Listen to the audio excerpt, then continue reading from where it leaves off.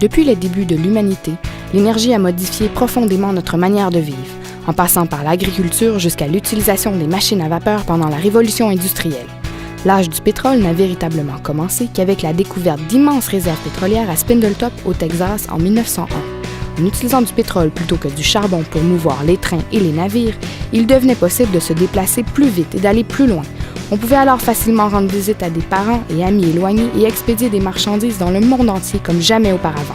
Quelques années plus tard, Henry Ford réussissait à construire des voitures en grande série.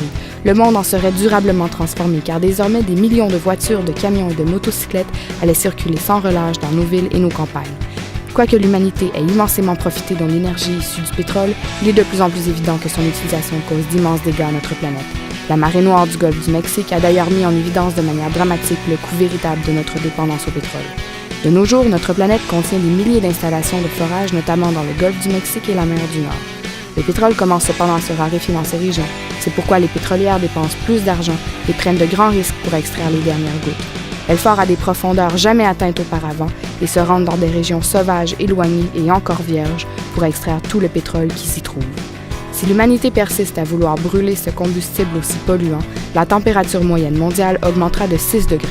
Un tel accroissement s'avérerait désastreux pour la population humaine, les animaux et même la planète tout entière.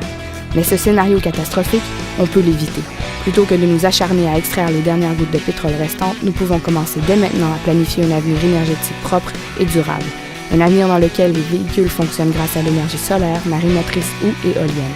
Des énergies propres qui ne viendront jamais à manquer. Nous avons les ressources qu'il faut pour y arriver. Il est temps d'aller au-delà du pétrole.